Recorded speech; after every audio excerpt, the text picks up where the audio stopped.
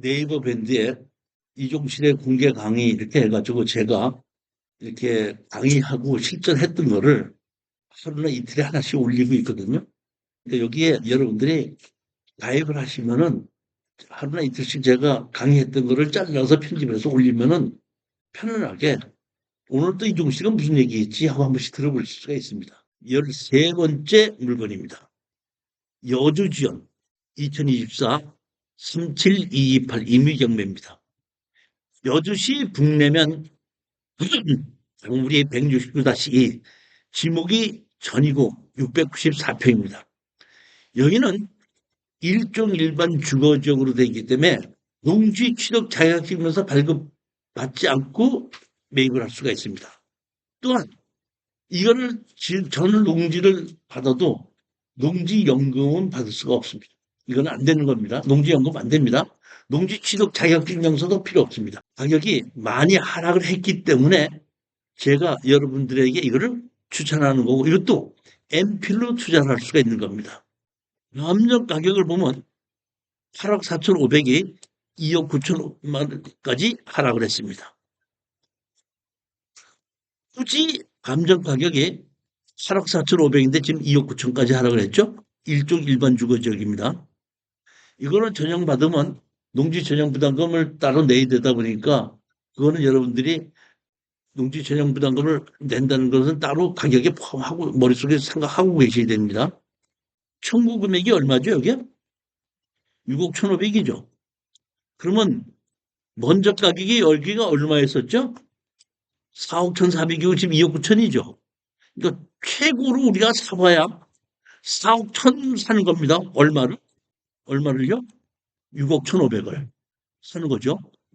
그러면 6억 1,500을 사서 얼마에 사서 4억에 사서 6억의 낙찰을 받고 6억의 낙찰을 받고 난 다음에 4억을 다시 대출을 받게끔 되면 그러면 내 돈 없이 그대로 살 수가 있는데 그러면 이걸 살고 진짜 뭘 하느냐 이런 얘기예요. 이게 원래가 이 다세대를 지으려고 건축 허가를 받았었다가 다세대 지금 안 팔리거든요. 안 팔리다 보니까 지금 이거를 허가는 받았다가 착공을 하지 않고 그냥 내버려 둔 겁니다. 그래서 경매로 나온 거예요. 이 땅을 사서 다세대를 지으려고 생각하지 마십시오. 여러분도 안 팔립니다. 여기는 상거나 야적장으로 써야 되는 땅입니다. 그러니까 다세대를 지어도 될 만큼 일종 일반 주거지역에 번화하라는 뜻이에요. 그만큼. 그렇기 때문에 여기는 창고를 짓는 겁니다. 또는 야적장으로 쓰는 거예요. 그렇게 해서 임대를 주었을 때에 수익이 생기고 그걸 가지고 내가 대출을 받았을 때 월세를 얼마를 주고 얼마를 받을 수 있는가 이렇게 생각하셔야 되기 때문에 이거는 당분간은 여러분들이 대출을 받으면은 이자를 낼 생각을 하셔야 되는 겁니다. 월세가 들어올 때까지는 월세가 들어오려면은 누구 야적장으로 그냥 빌려줄 수는 있지만 그다지 많지 않고 창고를 지어서 빌려줄 수는 있겠지만 창고를 건설하는 비용이 또다시 들어가기 때문에 여러분 비용이 또다시 투자가 돼야 된다 이런 뜻이거든요. 그렇지만 여주시 북내면이 지금 상당히 그 옛날보다는 가격이 올라가고 있는데 그것이 뭐냐면 그 성남에서부터 제2 영동고속도로가 북내면 쪽으로 지나가고 그다음에 성남에서부터 장원까지 자동차 전용도로 이쪽으로 들어가기 때문에 여주가 지금 교통이 상당히 좋아요. 북여주, 남여주, 서여주, 동여주, 그다음에 전철역 이렇게 있어가지고 아주 교통이 좋은 지역이기 때문에 이 여주의 이 땅이 감정 가격이 3억짜리가 2억 얼마까지 하락했다 할 때는 한번 가봐도 되지 않느냐 이런 생각에 추천을 한 겁니다. 이렇게 위치는 상당히 좋아서 도로가 옆에 있기 때문에 그 여기 위에 보게끔 되면 여기 빌라 지어진 곳이 있죠. 그러니까 빌라를 줘도 될 만큼 좋고 이게 초등학교도 옆에 있는 곳이에요. 용도 지역의 일종 일반 주거 지역입니다. 여기 보면 중로 3리에서 12m에서 15모짜리 도로가 접해 있기 때문에 창고를 하더라도 25톤 트럭이 얼마든지 들어와서 돌리고 나갈 수 있는 그러한 위치에 있는 곳입니다. 연금은 안 됩니다. 일종 일반 주거지역이기 때문에. 반드시 여러분 이거는 창고나 야적장으로 생각하시고 매입을 하셔야 되는 겁니다. 여기 보면 이렇게 전경이 이렇게 돼 있고 지금은 뭐 그냥 일종 일반 주거지니까 농사도 짓지 않고 그대로 돼 있고 여기 보시게끔 되면 신축 허가를 언제 받았었죠? 22년도에 받았습니다. 다세대 주택으로 받았었죠. 네, 주택으로 받았다가 착공을 하지 않았습니다. 이게 착공을 하지 않았기 때문에 건축 허가는 1년 이내, 2년 이내에 착공하지 않은 그 허가는 다시 취소가 되기 때문에 여기는 건축 허가가 취소됐다고 이렇게 보시면 되는 겁니다. 채권자가 서울시 산림조합입니다. 그 외에 다른 개인한테서 설정이 이렇게 돼 있는데 이 개인으로 설정한 이분은 제가 보기에는 하나도 돈 빌려준 거를 받을 수 없는 이런 분이 됐습니다. 청구 금액이 여기 얼마로 돼 있죠? 6억 1,500이다 보니까 지금쯤은 한 6억 한 2,500 정도 됐을 거예요. 그러니까 6억 한 2,500 정도를 우리가 매입을 해서 그거를 낙찰을 받고 대출을 받고 하면은 우리 투자자의 입장에서는 한 3년 있다가 판다고 했을 때 가능하지 않냐 이렇게 보는데 여주시에 이렇게 좋은 땅이라고 하더라도 3년 지났다고 해서 부동산 값이 뛴다 이렇게 보지는 않아요. 이 때문에 여러분들이 이거는 어떻게든지 수익이 나오게끔 하려면 제가 판단하기에는 일부 조그마한 창고를 지어서 야적장으로 같이 쓸 수 있게끔 그 창고 자체를 한 내가 보기에는 한 아무리 커봐야 한 50평 정도만 짓는 거예요. 그렇게 해서 야적장하고 같이 임대를 주는 방향으로 해야지만이 제가 보기에는 매도가 가능할 거라고 봅니다. 14번째입니다.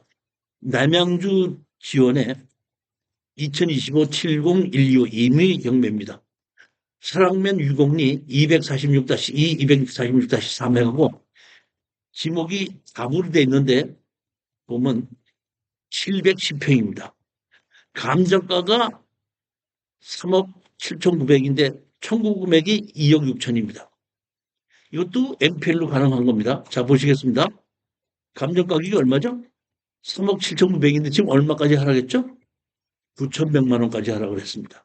땅 가격이 지금 얼마냐면 3억 7천인데 여기 보면 농지 취득 자격증서가 필요하고 가평으로 가는 땅인데 이건 잠깐 조금 좀 지역적으로 좀 높은 곳이 아닌가 싶은 생각이 들어요.